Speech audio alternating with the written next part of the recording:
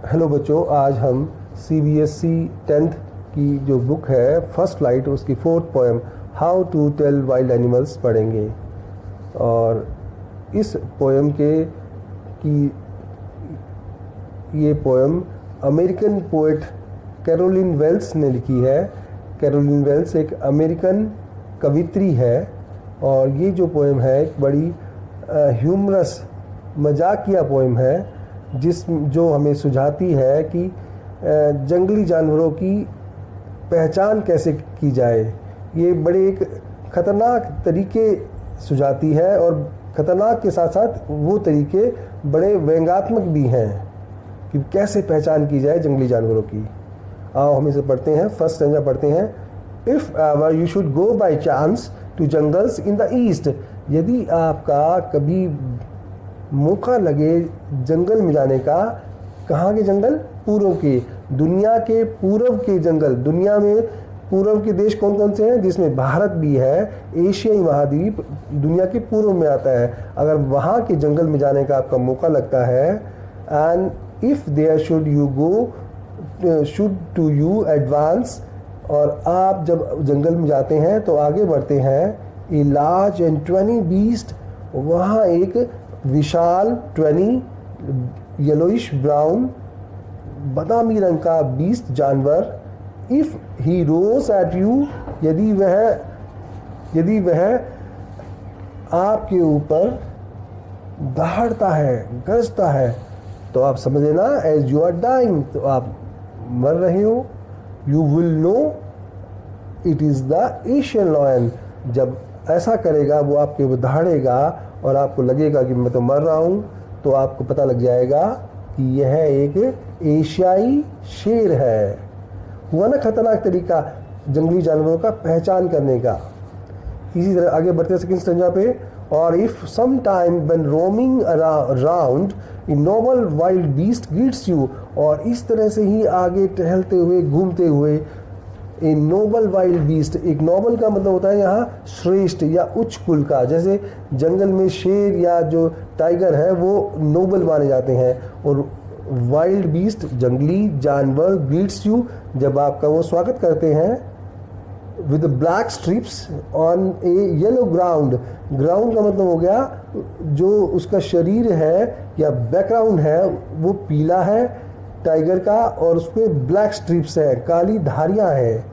Just notice if he eats you, और आप ध्यान रहे कि यदि वो आपको खाता है।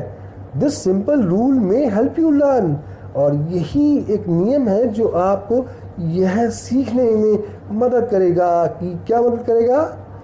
कि the Bengal tiger to discern, कि आपको पता लग जाएगा, आप समझ जाओगे, आप देखोगे कि यह कौन है, बंगाल टाइगर।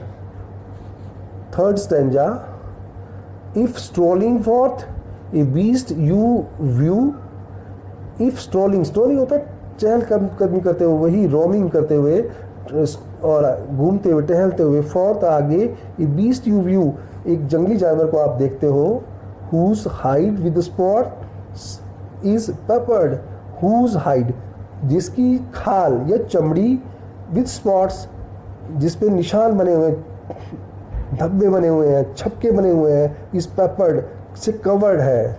देखो आप, ये जो जानवर है जिसको लेपर्ड बोलते हैं, उसके शरीर पर ये धब्बे लगे, काले काले धब्बे हुए हैं, इसको बताया गया है।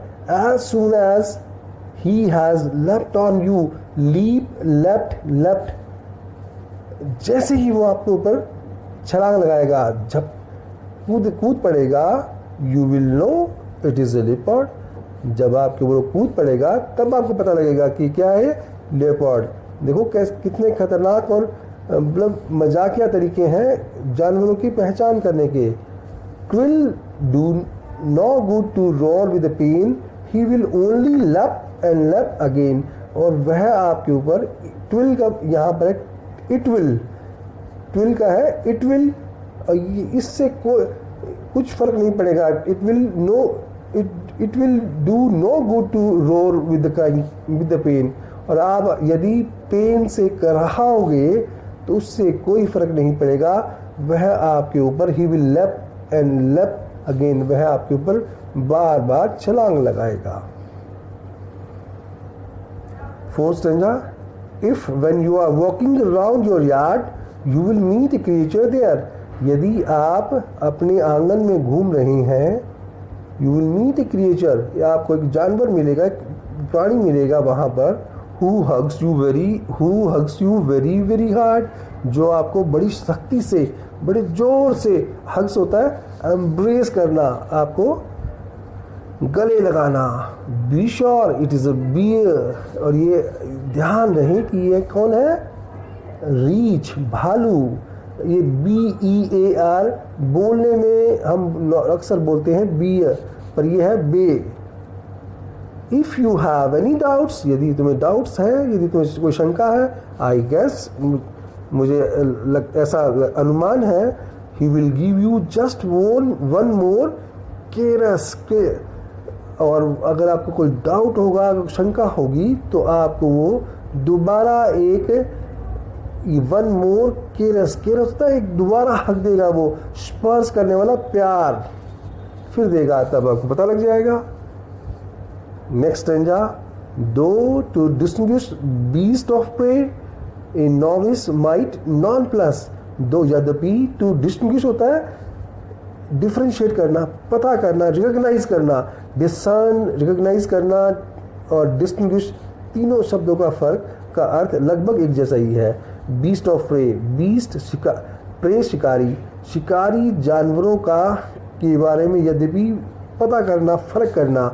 ए novice might nonplus, novice होता है एक नौसिखिया, माइट नॉन प्लस होता है कंफ्यूज हो जाएगा। उसे एक नौसिखिया आदमी इन जानवरों की जब पहचान करेगा, शिकारी जानवरों की जो हमें खा सकते हैं, वो कंफ्यूज हो सकता है, वो शंका में पड़ सकता है। The crocodile you always may tell from the hyena thus, आप क्रोकोडाइल को हीना से जब क्रोकोडाइल और हीना के बीच में बताना होगा, Heena comes with a merry smile, कैसे बताएंगे आप? हीना किसको बोलते हैं? लकड़बग्गा को बोलते हैं।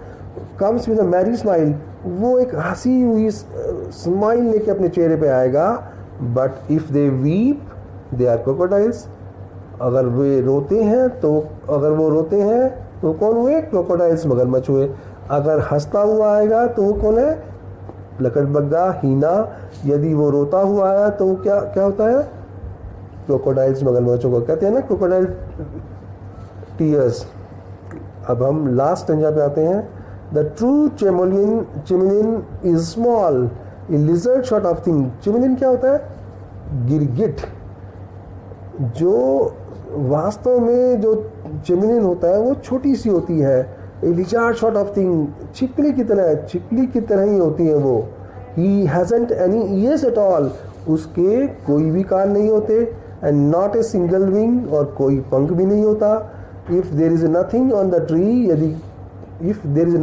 ट्री, यदि पेड़ पर कुछ भी नहीं है, टिस द चिमलिन यू सी, तब आप देखेंगे कि वो वहां पे कौन है?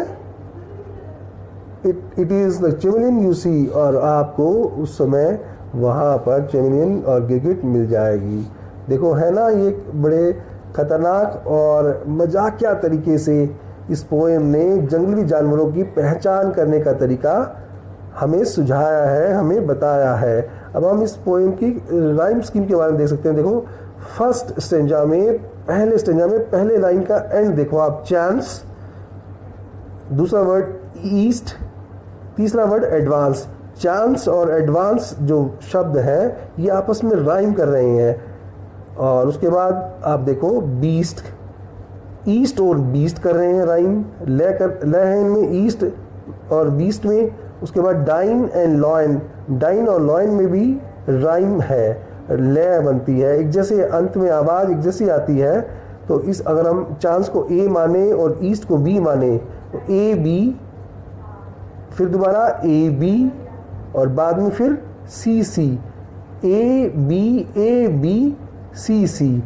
इसी तरह से हर स्टेंजा में ये राइम स्कीम है। यहाँ देखो राउंड यू, राउंड हो गया, यू और you, A B learn the sun C C. इसी तरह से सभी स्टेंजाज में ए बी और C C scheme rhyme scheme है। जैसे लास्ट में देख लेते हैं हम, स्मॉल थिंग, स्मॉल को ए मान लिया हमने, थिंग को बी मान लिया, तो स्मॉल से राइम क्या कर रहा है?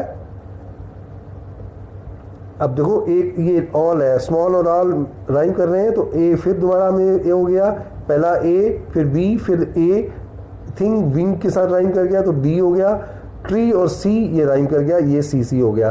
तो पोएम की जो राइम स्कीम है वो ए बी सी सी।